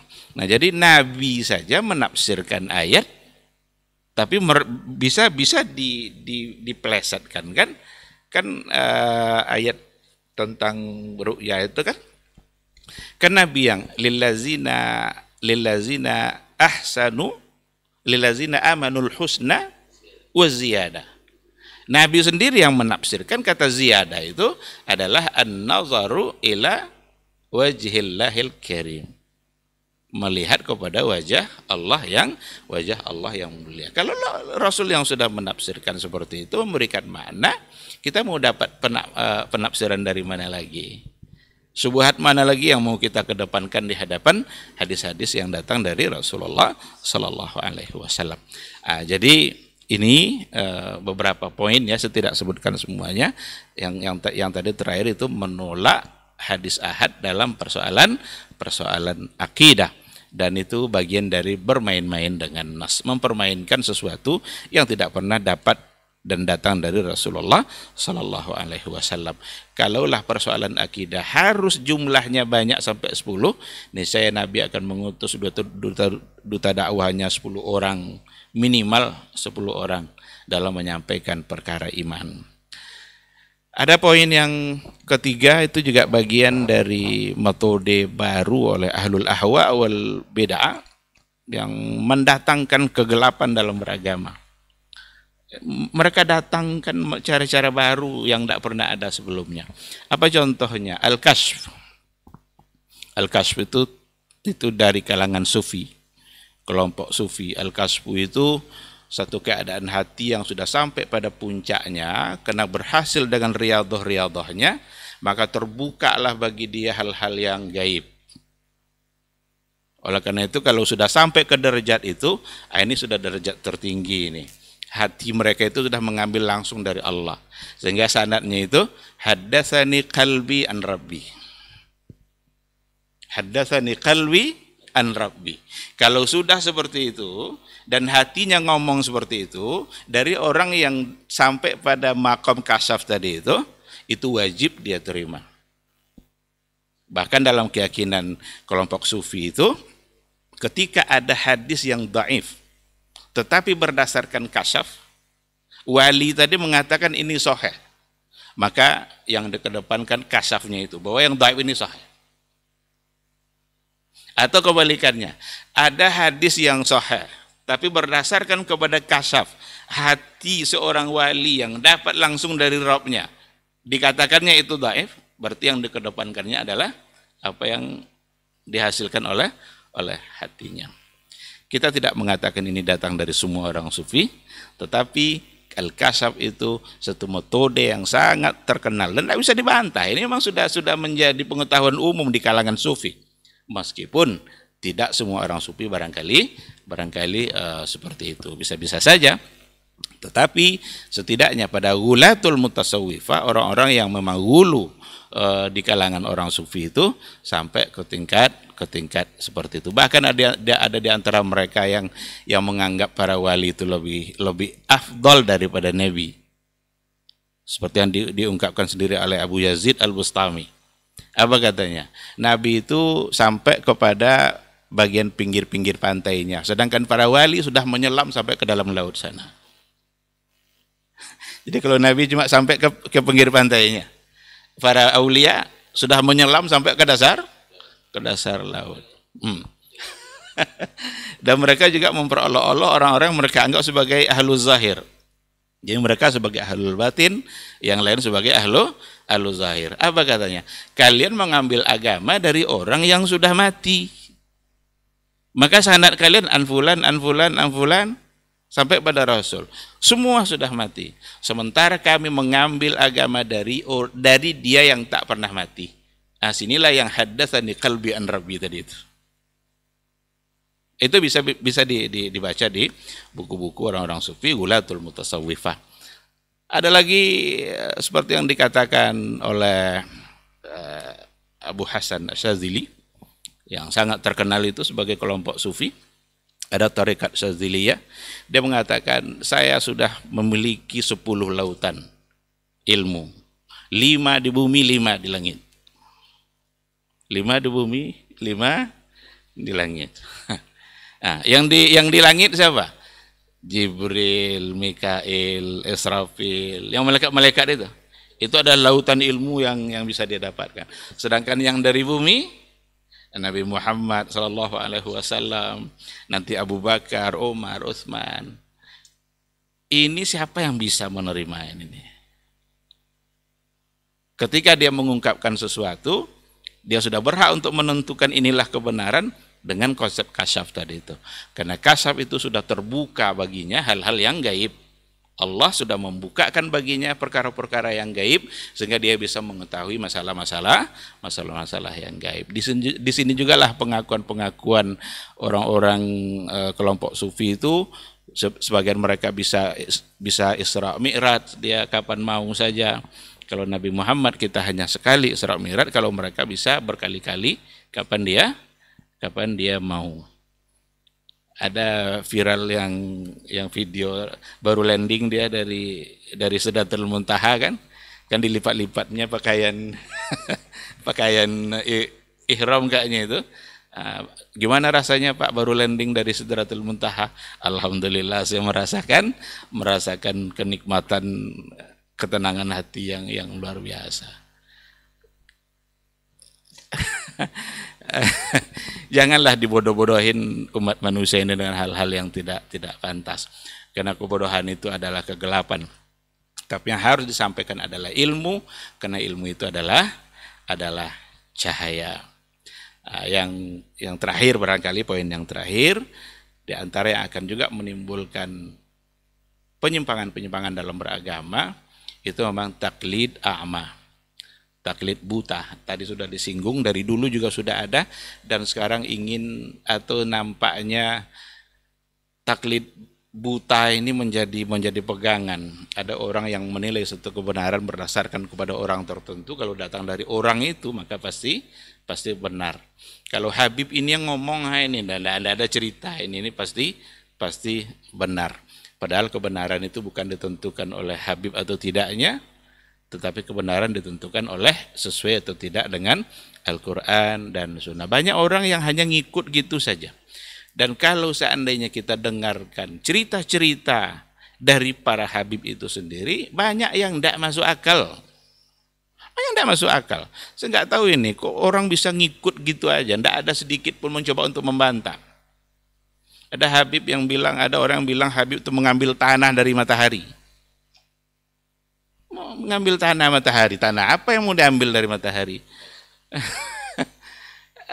Tapi kok tidak ada yang membantah di antara murid-muridnya, kok nerima aja gitu. Ada titipkan tanah dari matahari itu ke pondok apa gitu, jadilah berkah pondok itu. Ini sesuatu yang tentu saja tidak benar. Mari sama-sama kita gunakan kecerdasan dan akal yang sudah diberikan oleh Allah Subhanahu wa taala untuk memikirkannya, tetapi harus tunduk kepada apa yang dikatakan oleh Allah dan oleh Rasulullah sallallahu alaihi wasallam. Kalau seandainya hanya pakai akal nalar semata tanpa diukur nanti dengan Quran Sunnah, ya akan terjadi juga penyimpangan demi penyimpangan. Terima kasih, ini mungkin yang bisa saya sampaikan. Semoga kita tetap berada di dalam cahaya. Dan semoga kita tidak keluar dari cahaya itu berubah kepada kegelapan. Dan caranya adalah bertahanlah di atas apa yang dipahami oleh generasi salaf yang terbaik dulu dalam beragama, kedepankan Al-Quran dan Sunnah, tundukkan akal kita kepadanya, jangan sekali-kali mengedepankan dan mendahulukan akal kita daripada apa yang dikatakan oleh Allah dan oleh Rasulullah sallallahu alaihi wasallam. Terima kasih. Subhanakallahumma bihamdika asyhadu an la ilaha illa anta astaghfiruka wa atubu ilaik. Wassalamualaikum warahmatullahi wabarakatuh. Waalaikumsalam warahmatullahi wabarakatuh. Taib, jazakallah khairan Ustaz untuk materi kita di kesempatan hari ini. Masya Allah luar biasa, memang daging semua. Dan kalau kita sedikit bisa mengambil potongan dari penjelasan Ustadz tadi, memang kreatif-kreatif sekali untuk kita hari ini Ustadz ya. Sampai ayat Al-Quran dan agama pun serta makna pun bisa diplesetkan sesuai keinginan hawa nafsu. Mudah-mudahan kita tetap dalam cahaya yang terang, tidak kembali gelap atau tidak kembali tanpa cahaya seperti dulu zaman jahiliyah. Sebelum kita akhiri Ustadz, mungkin sedikit kita menjawab pertanyaan. Ada satu pertanyaan yang masuk di 082174909911. Ustadz, dari Abdullah di Cipta Karya, apakah ini termasuk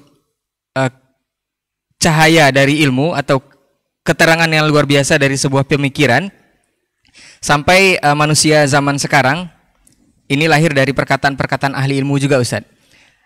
Mengapa Allah menyuruh iblis untuk bersujud kepada Adam padahal tahu iblis itu tidak akan melakukan? Kemudian mengapa wahyu pertama itu di Gua Hira bukan di masjid, padahal masjid paling mulia katanya. Kemudian mengapa Allah menciptakan babi kalau harus juga mengharamkan babi tersebut? Dan mengapa Allah tidak menjadikan manusia itu tunduk atau masuk surga semuanya Ustaz? Ini mohon penjelasan. Jazakallah khairan Ustaz.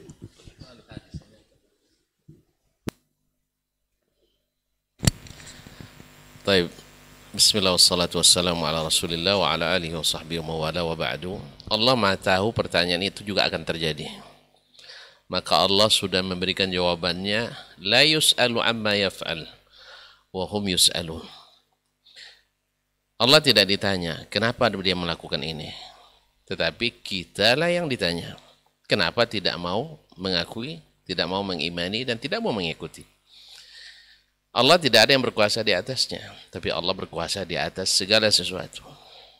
Dan tak satu pun perintahnya dan tidak satu pun larangannya luput dari hikmah. Diketahui oleh yang tahu atau tidak diketahui oleh yang jahil.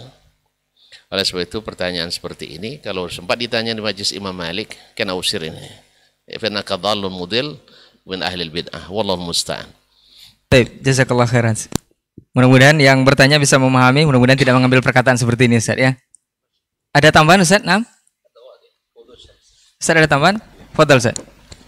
Bismillahirrahmanirrahim. Terima kasih atas waktu yang diberikan. Saya hanya ingin mengajak kita bersama untuk memperbanyak pertanyaan-pertanyaan yang bisa menambah ilmu dan iman. Ini banyak kadang di antara pertanyaan-pertanyaan di majelis-majelis ilmu, tetapi untuk sesuatu yang memang tidak perlu untuk dipertanyakan. Ada yang mempertanyakan, Pak Ustadz, apa warna tongkat Nabi Musa dulu? Warna tongkat berapa panjangnya tongkat Nabi Musa? Oke, sekarang kita tahu berapa panjangnya. Terus untuk apa gitu? Jadi pertanyaan itu upayakanlah menambah ilmu iman kita sehingga kita semakin dekat dengan Allah. Jangan justru memunculkan pertanyaan-pertanyaan yang kadang-kadang justru menimbulkan keraguan. Ini ciri-ciri dari orang-orang yang memuja-muja akal. Ada pertanyaan orang-orang liberal gini, mampukah Allah menciptakan batu besar yang dia sendiri tidak sanggup mengangkatnya? Ini kita mau jawab apa? Apapun jawabannya, mampu atau tidak mampu, kufur. Mampukah Allah menciptakan batu besar yang dia sendiri tidak sanggup mengangkatnya? Apa jawabnya? Saya baca pertanyaan ini dalam buku filsafat. Ada pertanyaan itu dalam buku filsafat dan saya pernah membacanya. Untuk apa gitu pertanyaan begini? Apapun jawabannya, kan innallaha ala kulli syai'in qadir. Berarti Allah mampu. Tapi kan dia sendiri tidak mampu mengangkatnya. Kufur kita kan? Nah, oleh karena itu, pertanyaan seperti tadi, yang mungkin saja akan ada mungkin orang yang bisa menjawabnya, tapi sekali lagi, pertanyaan selalulah untuk menambah ilmu dan iman kita sehingga semakin dekat dengan Allah. Untuk apa Allah ciptakan iblis? Padahal dia akan menggoda. Coba kalau Allah tidak ciptakan, aman kita kan? Untuk apa Allah ciptakan babi kalau juga akan diharamkan? Satu hal yang harus kita camkan bahwa tidak ada satupun yang sia-sia dalam perbuatan Allah. Kalaulah tidak ada iblis itu, kita tidak hidup di dunia ini. Tidak hidup kita di dunia ini kan? Iblis kan dulu gara-gara dia Adam diciptakan, gara-gara iblis Adam keluar dan turun ke muka bumi, maka kita tinggal di bumi. Ada dulu seorang pejabat di kedutaan nanya sama mahasiswa, kenapa iblis Allah ciptakan?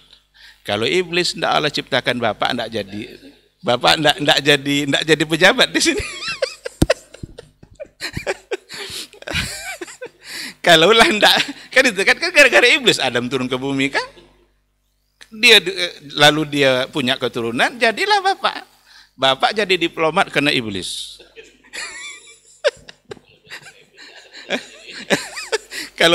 Kalau bukan karena iblis, enggak ada pertanyaan seperti ini.